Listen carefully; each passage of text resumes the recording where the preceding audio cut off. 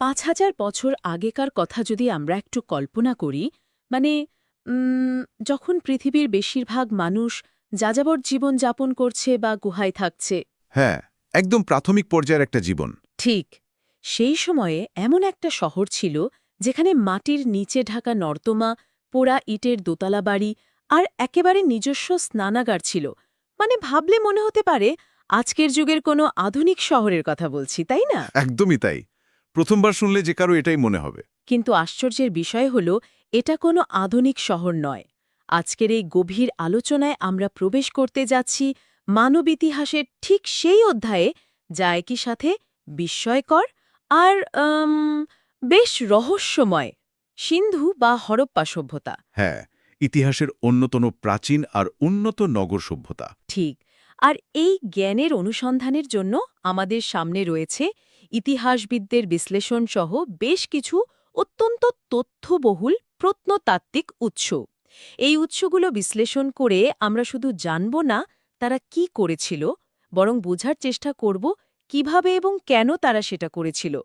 কারণ হরপ্পা সভ্যতা হল ইতিহাসের এমন একটা বিশাল পাজেল, মানে ধরুন যার অনেক টুকরো আমরা পেয়েছি, কিন্তু বাক্সের ওপরের মূল ছবিটাই আমাদের কাছে নেই। খুব সুন্দর একটা উপমা দিয়েছেন। আর এই কিভাবে আর কেন শব্দ দুটোই হরপ্পা সভ্যতার ক্ষেত্রে সবচেয়ে বেশি প্রাসঙ্গিক। আনুমানিক ২৬০০ খ্রিস্টপূর্বাব্দ থেকে ১৯০০ খ্রিস্টপূর্বাব্দ পর্যন্ত এই সভ্যতার পরিণত পর্যায়ে, বা যাকে আমরা মেচিওর ফেজ বলি। হ্যাঁ, ম্যাচিওর ফেজ টিকেছিল। এর আগে প্রাক হরপ্পা এবং পরে অন্তিম হরপ্পা পর্যায় ও দেখা যায়। একে সাধারণত ব্রোঞ্জ যুগের সভ্যতা বা তাম্র প্রস্তুত যুগের সভ্যতা বলা হয়, কারণ সেই সময়ের মানুষ কিন্তু লোহার ব্যবহার একেবারেই জানত না। ও আচ্ছা, মানে লোহার আবিষ্কার তখনও হয়নি? না, হয়নি। তারা পাথরের হাতিয়ারের পাশাপাশি তামা আর ব্রোঞ্জের ব্যবহার সবই শুরু করেছিল। উম এই জায়গাতেই একটা কৌতূহল তৈরি হয়। তামা তো ছিলই, তাহলে ব্রোঞ্জ তৈরি করার আলাদা কি দরকার পড়ল? মানে ব্রোঞ্জ কিভাবে একটা সভ্যতার রূপরেখা বদলে দিতে পারে? কারণটা খুব সহজ। তামা খুব নরম ধাতু। তামা দিয়ে বড় কোনো কাঠামোগত কাজ করা বা ধরুন শক্ত মাটি কোপানোর হাতিয়ার তৈরি করা বেশ কঠিন। আচ্ছা। কিন্তু তামার সাথে যখন নির্দিষ্ট অনুপাতে টিন মেশানো হয়, তখন তৈরি হয় ব্রোঞ্জ, যা অনেক বেশি শক্ত এবং টেকসই। এই প্রযুক্তিগত উত্তরণটি ছিল যুগান্তকারী। শক্ত ব্রোঞ্জের হাতিয়ার ছাড়া এত বড় বড় ইট কাটা, জঙ্গল পরিষ্কার করা। বা বা এই মাপের সুসংগঠিত নগর সভ্যতা গড়ে তোলা। একদম তাই। এটা প্রায় অসম্ভব ছিল। আর ঠিক এখানেই মনে একটা বিরাট প্রশ্ন জাগে। আধুনিক পৃথিবীর দিকে যদি তাকাই, একটা স্মার্ট সিটি তৈরি করতে কত প্রযুক্তি, কত পরিকল্পনা লাগে, কিভাবে হাজার হাজার বছর আগে এই অঞ্চলে আধুনিক মিউনিসিপ্যালিটির মতো এমন নিখুঁত গ্রিড প্যাটার্নের শহর তৈরি হয়েছিল। বিশেষ করে এর বিস্তারের কথা ভাবলে তো রীতিমতো মাথা ঘুরে যায়। বিস্তারটা আসলেই অকল্পনীয়। আমরা যদি ভৌগোলিক সীমানার দিকে তাকাই, উত্তরে জম্মু থেকে দক্ষিণে নর্মদা উপত্যকা এবং পশ্চিমে বেলুচিস্তানের মাকরান উপকূল থেকে পূর্বে উত্তরপ্রদেশের মিরাট পর্যন্ত এর বিস্তৃতি ছিল।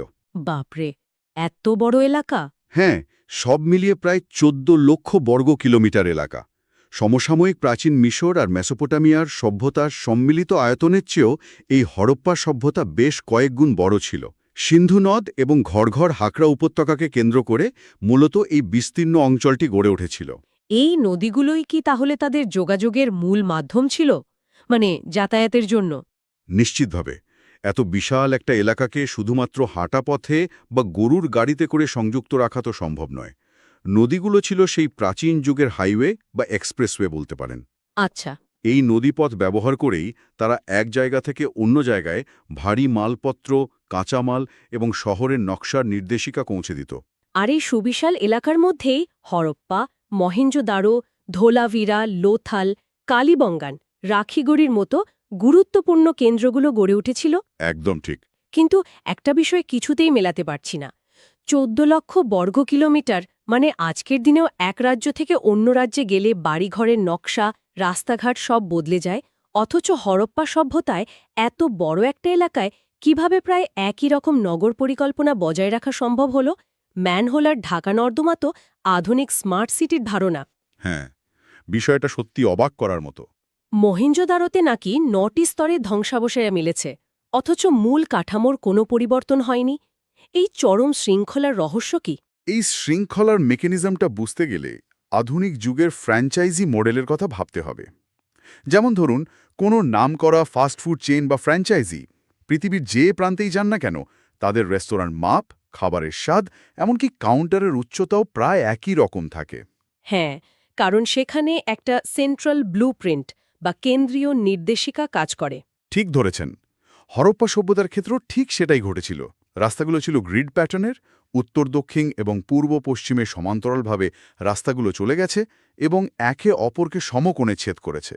আর সবচেয়ে আশ্চর্যের বিষয় হল ইটের মাপ। হ্যাঁ, রোদে পোড়া আর আগুনে পোড়া ত্রিমাত্রিক ইটের কথা উৎস তথ্যে বলা হয়েছে, যার অনুপাত ছিল 1:2:4।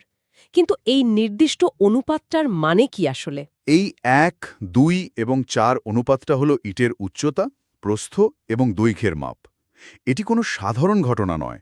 স্থাপত্যের দিক থেকে এই অনুপাতটি ইন্টারলকিং বা ইট গাঁথুনির জন্য সবচেয়ে নিখুঁত। ও আচ্ছা, মানে দেওয়াল সবচেয়ে বেশি মজবুত হয় এতে। একদম। এখন ভাবার বিষয় হল 14 লক্ষ বর্গ কিলোমিটার জুড়ে একই মাপের ইট কিভাবে তৈরি হল। নিশ্চয়ই কোনো কেন্দ্রীয় কর্তৃপক্ষ ছিল, যারা নির্দিষ্ট মাপের ছাঁচ বা মোল্ড তৈরি করে প্রতিটি শহরে পাঠিয়েছিল। ছাঁচ ছাড়া এত নিখুঁত ইট কোটি কোটি সংখ্যায় তৈরি করা অসম্ভব। অর্থাৎ স্থানীয়ভাবে ইট বানানোর স্বাধীনতা হয়তো ছিল না, ওপর থেকে ছাঁচ আসত আর সেই মাপে ইট বানাতে হতো। আজকের দিনে দাঁড়িয়ে কেউ যদি বৃষ্টির দিনে জল জমে যাওয়া রাস্তার কথা ভাবেন, তার কাছে এটা সত্যি অবিশ্বাস্য লাগবে যে ৪,৫০০ বছর আগে এই উপমহাদেশেই ঢাকা, নর্দমা আর নিখুঁত গ্রিড প্যাটার্নের রাস্তা ছিল। শুধু ঢাকা নর্দমা নয়, জনস্বাস্থ্যের প্রতি তাদের নজর ছিল অভূতপূর্ব। প্রতিটি বাড়িতে নিজস্ব কুয়ো এবং স্নানাগার ছিল। বাড়ির অপরিষ্কার জল ছোট নর্দমা দিয়ে এসে রাস্তার ঢাকা দেওয়া বাঁধানো বড় নর্দমায় পড়ত। আর নর্দমাগুলো পরিষ্কার করার জন্য নির্দিষ্ট দূরত্বে ম্যানহোল এবং সোকপেট বা শোষক কূপের ব্যবস্থাও ছিল। এই শোষক কূপের কাজটা ঠিক কী ছিল? সোকপিট হল এমন একটা ব্যবস্থা যেখানে ময়লা জলের ভারী বর্জ্যগুলোর নিচে থিতিয়ে পড়ে আর অপেক্ষাকৃত পরিষ্কার জলটা মাটির নিচে শোষিত হয়ে যায় বা মূল ড্রেন দিয়ে বেরিয়ে যায়। মানে জল পরিশোধনের একটা পদ্ধতি। হ্যাঁ, একটি আদিম কিন্তু অত্যন্ত কার্যকর পদ্ধতি, যা নর্দমা বুজে যাওয়া বা ব্লক হয়ে যাওয়া রোধ করত। কি অদ্ভুত! একেবারে আধুনিক ইঞ্জিনিয়ারিংয়ের ধারণা। আর শহরের বিভাজনটাও তো বেশ পরিকল্পিত ছিল। উৎস তথ্যে সিটাডেল আর লোয়ার টাউনের কথা উল্লেখ আছে। হ্যাঁ, শহরগুলোকে সাধারণত দুটি ভাগে ভাগ করা হতো। পশ্চিমে প্রায় ৪০ ফুট উঁচু ঢিপির উপর সিটাডেল বা দুর্গাঞ্চল, আর পূর্বে লোয়ার টাউন বা নিচু শহর। সিটাডেল অংশে মূলত বড় বড় স্থাপত্য ছিল, যেমন মহেঞ্জোদারোর বিখ্যাত গ্রেট বাথ বা বিশাল স্নানাগার। এর আয়তন তো বিশাল ছিল, তাই না? বিশাল মানে পুরো আয়তন ছিল ১৮০ ফুট বাই ১০৮ ফুট, আর ভেতরের মূল জলাশয়টি ছিল ৩৯ ফুট লম্বা, ২৩ ফুট চওড়া এবং ৮ ফুট গভীর। এই জলাশয়ের জল যাতে চুইয়ে না পড়ে, তার জন্য বিটুমিন বা পিচের প্রলেপ দেওয়া হয়েছিল। আর পাশেই ছিল বিশাল শস্যাগার। দাঁড়ান, এই গ্রেট বাথ, এত বড় শস্যাগার, এত বিশাল এলাকা জুড়ে নিখুঁত ইটের ব্যবহার, এগুলো তো আর জাদুর কাঠির ছোঁয়াই হয়নি। এর জন্য প্রচুর লোকবল আর সম্পদ দরকার। অবশ্যই। কিন্তু তাদের তো আজকের মতো কোনো ব্যাংক বা মুদ্রা ব্যবস্থা ছিল না। তাহলে এই বিশাল কাঠামোগত খরচ তারা কিভাবে চালাতো? খুব যৌক্তিক একটা প্রশ্ন। এর উত্তর লুকিয়ে আছে তাদের উদ্বৃত্ত কৃষি এবং উন্নত বাণিজ্য ব্যবস্থার মধ্যে। তারা মূলত গম, যব এবং তুলা চাষ করত। তারা কি তুলার প্রথম ব্যবহারকারী ছিল? হ্যাঁ, তুলার প্রথম ব্যবহারকারীদের মধ্যে তারা অন্যতম ছিল। তো যখন কোনো সমাজে নিজেদের খাওয়ার চেয়ে বেশি ফসল উৎপাদিত হয়, তখন সেই উদ্বৃত্ত ফসলকে পুঁজি করে বাণিজ্য শুরু হয়। কিন্তু বাণিজ্যের জন্য তো একটা ভরসাযোগ্য মাপকাঠির দরকার। মানে ধরুন, আমার ১ বস্তা গমের বদলে আপনি আমাকে কতটুকু তামা দেবেন, সেটা তো নির্দিষ্ট হতে হবে। ঠিক। আর এই কারণে তারা পরিমাপ ব্যবস্থা বা ওজনের প্রমিতকরণের দিকে এত জোর দিয়েছিল, মানে যাকে আমরা স্ট্যান্ডার্ডাইজেশন বলি। তারা নিখুঁত ওজনের বাটখারা ব্যবহার করত, যেখানে ১৩.৬৩ গ্রামকে ভিত্তি একক হিসেবে ধরা হতো। আচ্ছা। অনুপাতের স্কেলটা ছিল 1, 2, 4, 8, 16 এইভাবে। এই বাটখারাগুলো মূলত চার্ট পাথর দিয়ে তৈরি হতো। একটু থামাবো, এই চার্ট পাথর ব্যাপারটা ঠিক কি? এটা কি খুব দুষ্প্রাপ্য কিছু? চার্ট হল এক ধরনের শক্ত, সূক্ষ্ম দানাদার পাথর যা সহজে ক্ষয় হয় না। ওজনের বাটখারা তৈরির জন্য এটা আদর্শ, কারণ যুগের পর যুগ ব্যবহার করলেও এর ওজন কমে যায় না। এই বাটখারাগুলো প্রমাণ করে যে তাদের অভ্যন্তরীণ বাণিজ্যে কোনো জালিয়াতির সুযোগ ছিল না। বাণিজ্যে একদম স্বচ্ছতা ছিল। একদম। এর পাশাপাশি তারা ঝিনুক আর ব্রোঞ্জের তৈরি স্কেলও ব্যবহার করত। টেমিয়া মানে সুমের, আক্কাদ এবং ব্যাবিলনের সাথে তাদের বিশাল বহির্বাণিজ্য ছিল। আক্কাদে তো রীতিমতো ভারতীয় বণিকদের উপনিবেশ থাকার প্রমাণ মিলেছে।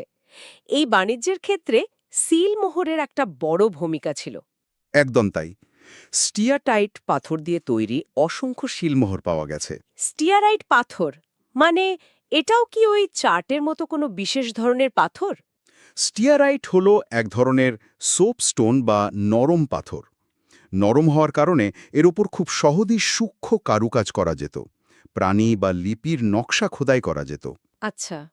কিন্তু আশ্চর্যের বিষয় হল, একবার আগুনে পুড়িয়ে নিলে এই পাথর অত্যন্ত শক্ত হয়ে যেত।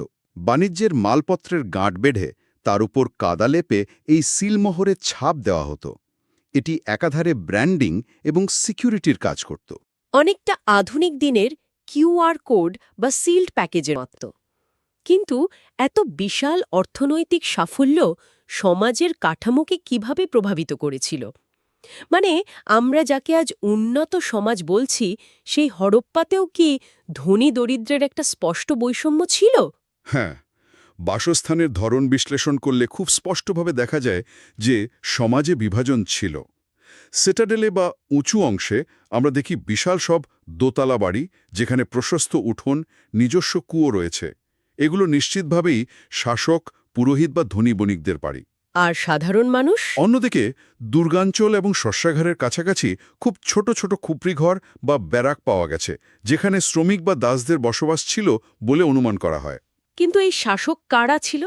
আমরা তো মিশরের ফারাওদের মতো কোনো রাজার বা সম্রাটের মূর্তি বা বড় রাজপ্রাসাদ পাইনি। তাহলে কি জোর খাটানোর কোনো পুলিশ বা সেনাবাহিনী ছিল না? এটাই হরপ্পা সভ্যতার অন্যতম বড় রহস্য। মেসোপটেমিয়া বা মিশরের মতো কোনো একক শক্তিশালী রাজা বা বিশাল সেনাদলের প্রমাণ এখানে নেই। ঐতিহাসিকরা মনে করেন এটি হয়তো বণিকদের গিল্ড বা সংগঠনের দ্বারা পরিচালিত কোনো প্রশাসনিক শাসন ছিল, অথবা কোনো পুরোহিত রাজার শাসন ছিল।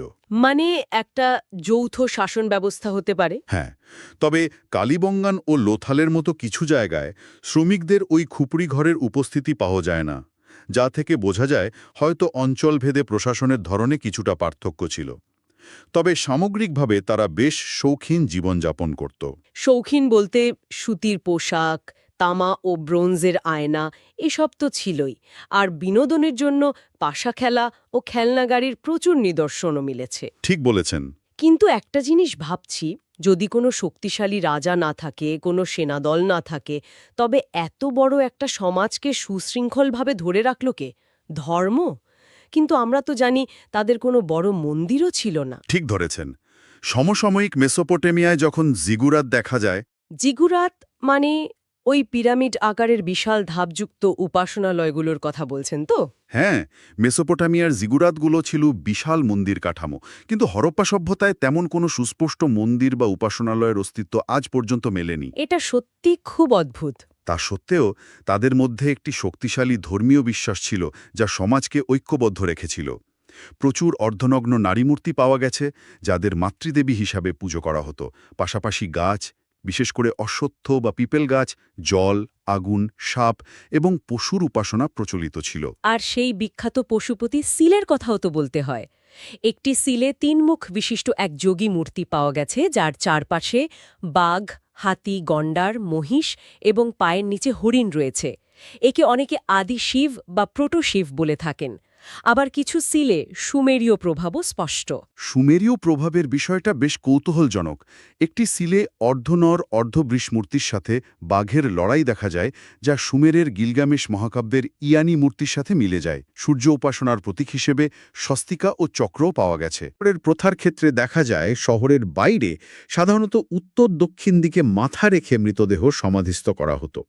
এগুলো প্রমাণ করে যে পরকাল নিয়ে তাদের নিজস্ব কিছু বিশ্বাস ছিল। কিন্তু তাদের ধর্ম, তাদের রাজনীতি, তাদের সমাজ, এই সব কিছুর প্রকৃত সত্যটা জানার পথে সবচেয়ে বড় দেয়াল হয়ে দাঁড়িয়ে আছে তাদের লিপি। এই লিপিগুলো যেন ইতিহাসের সবচেয়ে সুরক্ষিত লগ ডায়েরি, যার চাবি আমরা আজও খুঁজে পাইনি। আরে এখানেই ঐতিহাসিকদের সবচেয়ে বড় হতাশা। হরপ্পার নিজস্ব লিপি ছিল, যা মূলত সিলমোহর বা তামার পাতের ওপর পাওয়া যায়। এটি ছিল চিত্রলিপি বা পিক্টোগ্রাফিক, খুব ছোট ছোট লেখা, গড়ে হয়তো 5টি বা 6টি চিহ্ন। কিন্তু হাজারো চেষ্টা সত্ত্বেও আজও এই লিপির পাঠোদ্ধার করা সম্ভব হয়নি। না, হয়নি। এর মূল কারণ হল মিশরের রোজেটা স্টোনের মতো কোনো দ্বিভাষিক লিপি বা বাইলিঙ্গুয়াল টেক্সট আমরা পাইনি, যা দিয়ে এই চিত্রলিপিগুলোর অর্থ বের করা যায়। অর্থাৎ এই পাঠোদ্ধার ন হওয়ার কারণে আমাদের শুধুমাত্র প্রত্নতাত্ত্বিক উপাদানের ওপর নির্ভর করতে হচ্ছে। একটা ঘর দেখে অনুমান করতে হচ্ছে যে সেখানে কে থাকত, একটা মাটির পুতুল দেখে অনুমান করতে হচ্ছে তাদের বিশ্বাস। যদি কোনোদিন এই লিপির পাঠোদ্ধার হয়ে যায়, হয়তো দেখা যাবে আমরা যা যা ভেবেছি তার অনেকটাই ভুল। সেটা হওয়ার সম্ভাবনা প্রবল, কারণ বিজ্ঞান ও প্রযুক্তিতে তারা যে কতটা উন্নত ছিল তা আমরা শুধু তাদের ধ্বংসাবশেষ দেখেই বুঝতে পারি। লোহা তাদের অজানা ছিল, কিন্তু ব্রোঞ্জ, তামা, সীসা এবং রূপার ব্যবহারে তারা ছিল অত্যন্ত দক্ষ। প্রকৌশল ও নৌবিদ্যার কথা যদি বলি, সমুদ্র উপকূলীয় শহর লোথালকে বিশ্বের প্রাচীনতম বন্দরগুলোর একটি হিসাবে ধরা হয়। এটা তো কোনো সাধারণ পোতাশ্রয় ছিল না, তাই না? একদমই নয়। লোথালের ডকইয়ার্ড বা পোতাশ্রয়টি সমুদ্রের জোয়ার ভাটার উপর ভিত্তি করে বৈজ্ঞানিকভাবে নির্মাণ করা হয়েছিল। তারা জানত কখন জোয়ার আসবে আর সেই জোয়ারের জলের ধাক্কায় কিভাবে বড় জাহাজ ডকের ভেতরে প্রবেশ করবে। বাপরে, জল ধরে রাখার জন্য তো সেখানে লকডেট সিস্টেমও ছিল। হ্যাঁ, এটি তাদের নৌবিজ্ঞানের অসামান্য জ্ঞানের প্রমাণ। ধুলাভিরাতে আবার জল সংরক্ষণের জন্য বিশাল সব আধার বা রিজার্ভার পাওয়া গেছে। কিন্তু এখানেই একটা বড় ধাক্কা খেতে হয়। এত নিখুঁত, এত বিজ্ঞানমনস্ক একটা সভ্যতার পতন হলো কিভাবে? প্রতিযোগিতামূলক পরীক্ষাগুলোতে বা বিভিন্ন আলোচনাতে তো প্রায়ই একটা প্রশ্ন ওঠে, আর্যদের আক্রমণেই কি হরপ্পা শেষ হয়েছিল? এই আর্য আক্রমণ তত্ত্ব একসময় খুব জনপ্রিয় ছিল। মূলত কিছু ছড়ানো ছিটালো কঙ্কাল এবং ঋগ্বেদের কিছু শ্লোকের উপর ভিত্তি করে ধরে নেওয়া হয়েছিল যে বহিরাগত আর্যরা এসে ধ্বংসযজ্ঞ চালিয়ে হরপ্পার পতন ঘটিয়েছিল। আচ্ছা। কিন্তু বর্তমান আধুনিক ঐতিহাসিকরা এই তত্ত্বটিকে ব্যাপকভাবে বিতর্কিত এবং ভিত্তিহীন বলে মনে করেন। তাহলে পতনের আসল কারণটা কি? কোনো একটা বিশাল সাম্রাজ্য কি হঠাৎ করে একদিনে হারিয়ে যেতে পারে? সিনেমাতে যেমন দেখায়, একদিন বিশাল ভূমিকম্প বা বন্যা হলো আর সব ধ্বংস হয়ে গেল। বাস্তব জীবনে সভ্যতাগুলো ওরকম কোনো হলিউড সিনেমার মতো রাতারাতি ধ্বংস হয়ে যায় না। পতনের কারণ বিশ্লেষণ করলে দেখা যায় এটি ছিল একটি দীর্ঘমেয়াদী প্রক্রিয়া। কোনো একক কারণ নয়, বরং একাধিক ভৌগোলিক এবং অর্থনৈতিক কারণে এই সভ্যতার পতন ঘটে। ঘর ঘর হাকরা উপত্যকা শুকিয়ে যাওয়া বা নদীর গতিপথ পরিবর্তন একটা বড় কারণ ছিল। এই নদীর গতিপথ পরিবর্তনের ব্যাপারটা একটু পরিষ্কার করা দরকার। উৎস তথ্যে দেখেছি সরস্বতী সিন্ধু নামকরণের একটা বিতর্ক রয়েছে। হ্যাঁ, বর্তমানে ঘর ঘর হাকরা নদী অববাহিকাকে প্রাচীন সরস্বতী নদী ধরে এই সভ্যতাকে অনেকেই সরস্বতী সিন্ধু সভ্যতা বলার প্রস্তাব দেন। আচ্ছা। কিন্তু অনেক ঐতিহাসিকের মতে শুধুমাত্র একটি নদীর শুকিয়ে যাওয়ার ওপর ভিত্তি করে এত বিশাল সভ্যতার নাম পরিবর্তন যৌক্তিক নয়। তবে এটা সত্য যে নদীর গতিপথ পরিবর্তনের ফলে তাদের কৃষি মারাত্মকভাবে ক্ষতিগ্রস্ত হয়েছিল। আর কৃষির ক্ষতি মানেই তো অর্থনীতির ক্ষতি। একদম। এর পাশাপাশি পরিবেশ ও জলবায়ুর ব্যাপক পরিবর্তন এবং বৃষ্টিপাত কমে যাওয়া তাদের খাদ্যাভাবের মুখে ফেলে। মেসোপটেমিয়ার সাথে বাণিজ্যের পতন তাদের অর্থনীতিকে একেবারে পঙ্গু করে দেয়। অর্থাৎ এটা ছিল একটা ধীর গতির পতন বা ডিআরবানাইজেশন। মানুষের হাতে আর উদ্বৃত্ত ফসল ছিল না, বাণিজ্য ছিল না, ফলে তারা বড় বড় শহরগুলো রক্ষণাবেক্ষণ করতে পারছিল না। ম্যানহোলগুলো বুঝে যাচ্ছিল, ইটের মাপ আর ঠিকঠাক ছিল না। মানুষ তখন শহর ছেড়ে ক্রমশ গ্রামীণ জীবনে ফিরে যেতে বাধ্য হয়, যাকে আমরা অন্তিম হরপ্পা পর্যায়ে বলি। ঠিক তাই, তারা রাতারাতি মরে যায়নি বা হারিয়েও যায়নি। শহরগুলো বাসযোগ্য না থাকায় তারা পূর্ব ও দক্ষিণ দিকে অন্য জায়গায় ছড়িয়ে পড়েছিল। মিশর ও মেসোপটেমিয়ার সাথে হরপ্পার তুলনা করলে একটা জিনিস খুব স্পষ্ট হয়ে ওঠে। আয়তনে এত বড় হওয়া সত্ত্বেও এখানে সমসাময়িক সভ্যতার মতো বড় বড় রাজপ্রাসাদ, দাসদের দিয়ে বানানো পিরামিড বা জাঁকজমকপূর্ণ রাজকীয় সমাধির প্রমাণ নেই। এবং সবচেয়ে বড় কথা, প্রচুর অস্ত্রশস্ত্রের অনুপস্থিতি। এটা প্রমাণ করে যে এটি তুলনামূলকভাবে একটা শান্তিকামী এবং বাণিজ্য নির্ভর সমাজ ছিল। তারা যুদ্ধের চেয়ে ব্যবসাকে বেশি গুরুত্ব দিত। এটা সত্যি একটা বড় দিক। ভারতের প্রাচীন ইতিহাসের জন্য এর তাৎপর্য অপরিসীম। এটি প্রমাণ করে যে ভারতের প্রাচীন ইতিহাস শুধু গ্রামীণ জনপদ দিয়ে শুরু হয়নি, বরং এক চরম উৎকর্ষিত নগর পরিকল্পনার মাধ্যমেই এর গোড়াপত্তন হয়েছিল। আজকের এই গভীর আলোচনা একেবারে শেষ পর্যায়ে চলে এসেছে। আমরা পুরো বিষয়টাকে দ্রুত পয়েন্টের আকারে একটু মনে করে নিতে পারি। ২৬০০ থেকে ১৯০০ খ্রিস্টপূর্বাব্দ পর্যন্ত এর মূল সময়কাল। জম্মু থেকে নর্মদা পর্যন্ত প্রায় ১৪ লক্ষ বর্গ কিলোমিটার জুড়ে এর বিস্তার। প্রধান কেন্দ্রগুলোর মধ্যে রয়েছে হরপ্পা, মহেঞ্জোদারো, লোথাল এবং ধোলাভিরা। নিখুঁত গ্রিড প্যাটার্নের রাস্তা আর আধুনিক ড্রেনেজ সিস্টেম ছিল এর মূল শক্তি। তারা ১:২:৪ অনুপাতে নিখুঁত ইট ব্যবহার করত। ১৩.৬৩ গ্রামকে ওজনের ভিত্তি একক ধরত। পশুপতি শিব ও মাতৃদেবীর উপাসনা করত, আর আমাদের জন্য রেখে গেছে পাঠোদ্ধার না হওয়া এক রহস্যময় চিত্রলিপি। আর আধুনিক সমাজের জন্য এই সভ্যতার শিক্ষা কিন্তু আজও প্রাসঙ্গিক।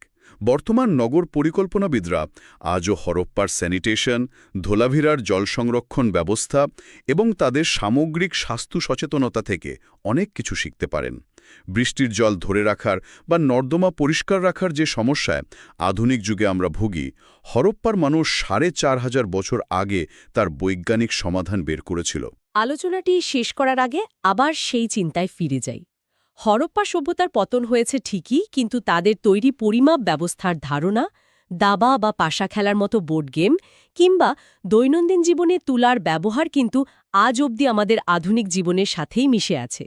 তাহলে কি হরপ্পা সত্যিই হারিয়ে গেছে, নাকি তারা আমাদের দৈনন্দিন অভ্যাসের আড়ালেই বেঁচে আছে? ভাবলে অবাক হতে হয়।